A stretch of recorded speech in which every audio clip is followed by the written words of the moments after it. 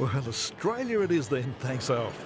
Time for us to head further east across the South Australian outback, towards another giant salt lake, Lake Eyre. The latest character we encounter here is an Aboriginal elder, Reg Dodd, who promises to show us his part of the outback. Reg, amazing what the salt can do to formations like this Ram's Head and that stick. What happens, because the lake is 10 times saltier than the Dead Sea, now anything that washes into the lake will become fossilised. Any stick, stone, rat, snake, anything at all. And the Ram's Head took about a fortnight to about 3 weeks to fossilise. So the Ram's Head looks in perfect condition. This looks like a work of art. It is. Well, I always say it is a work of art, nature's art. So you know this area very well. You know Lake Eyre. You've seen amazing things happen out on this lake. I have, yes. I was born and bred, I was born about 15 or 20 kilometres just to the south of here. Grew up here, I've been here all my life, I've never left here. And I've seen the lake filled to its full capacity about 3 times, I reckon. Other outstanding features of this environment are these mound springs. They're feeding from the world's largest and oldest underground collections of water, the Great Artesian Basin. In one of the driest regions of the world, these important sources of water support a diverse range of endemic flora and fauna. This is truly an oasis, isn't it?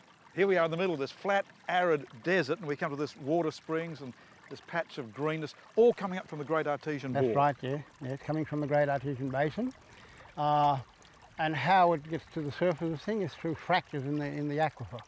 All the signs are saying don't drink, don't swim, but you tell me you've drunk and swum every your life. We have been living on this. This is the main source of water and the only source of water. You go back early when the early settlers came in, the only source of water in the area was this water here.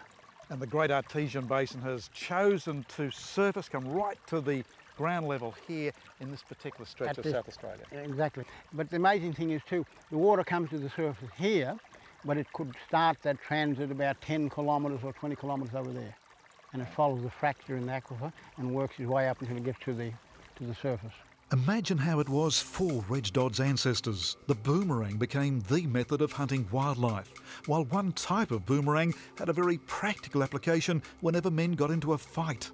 What is usual is resolving disputes. Right. So the challenge will go out with this easy.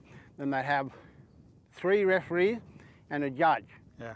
And what would happen, they would go out, and then you offer me your head, right? Here's my head. Yeah, there. Yep. Now it hits you down there. Yep. You don't duck, you're not supposed to duck, you've got to just stand there and take it. Right. I'm going to hit you down there. Take it like a man. Yeah. Yeah. Then it's your turn to hit me down there, see? Well, like that. whack. And this would happen until such time that one of them has had enough or clapped to the ground or knocked to the ground, right? Then it's going to prove that you're worthy, you're not a coward, see? So you've got to be as tough as nails to take that punishment. Other traditional weapons were spears and the woomera. What you got here is your spear thrower, your woomera. The European name for that is woomera. We call that amira. Now on the end of that is a little pointy tip which fits into the end of your spear, and it gives you more power and more to throw further. And then you throw it then. And then once you've taken the kangaroo down, yes, you use this one. You can hit him with that then on the hill. So how does that work? Hit him on the head like that to kill him. Oh, you'd run in, yeah. You'd run in for the kill. There are several types of boomerang. There's the one that resolves the dispute, and there's the hunting one, and this one is actually for singing, the music, same as the music stick, see? Songs and that are important, very important. It gives you an identity, and it connects you to that land, and actually identifies traditional owners of that land.